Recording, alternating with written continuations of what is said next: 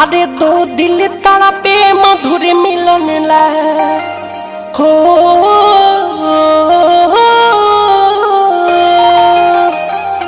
दो दिल तड़पे मधुर मिलन ला।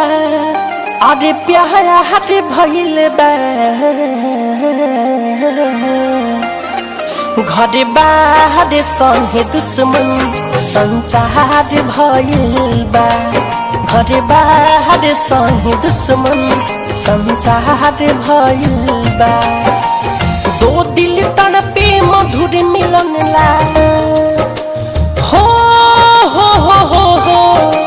दो दिल तड़पे मधुर मिलन ला। प्यार भइल बा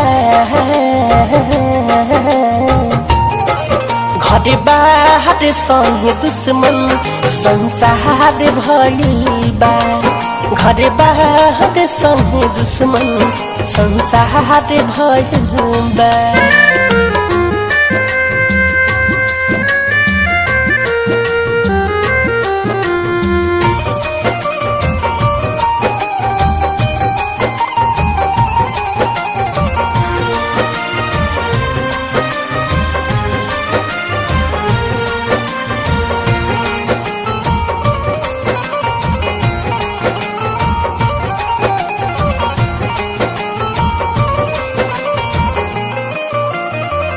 खोज करा से बिन बतियाइले है आवी न हम रहनी।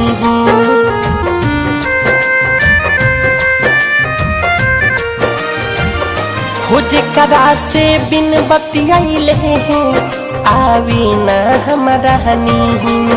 ओ नैन बसेरा के है चाहे सब लोग हमसे छीन। घोर कलयुग में प्यार ऊपर हो, घोर कलयुग में प्यार ऊपर पड़े हर भइल बा। घर बाहर संगे दुश्मन संसार भइल बा। घर बाहर संगे दुश्मन संसार भइल बा।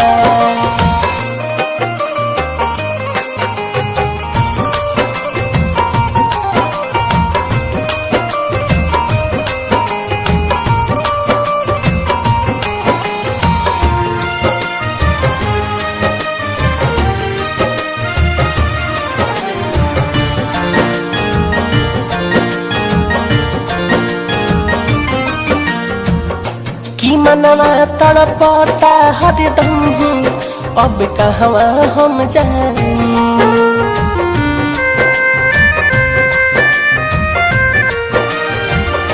की मनवा तड़पता हरदम अब कहवा हम जाई।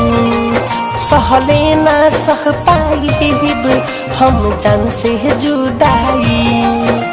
राइटर राकेश मिठू मार्शल हो, राइटर राकेश मनोज बेकरार भइल बा। घर बाहर संगे दुश्मन संसार भइल बा। घर बाहर संगे दुश्मन संसार भइल बा। दो दिल तड़पे मधुर मिलन ला हो, दो दिल तड़पे मधुर मिलन ला। प्यार भइल बा घर बाहर संगे दुश्मन संसार भइल बा। घर बाहर संगे दुश्मन संसार भइल बा।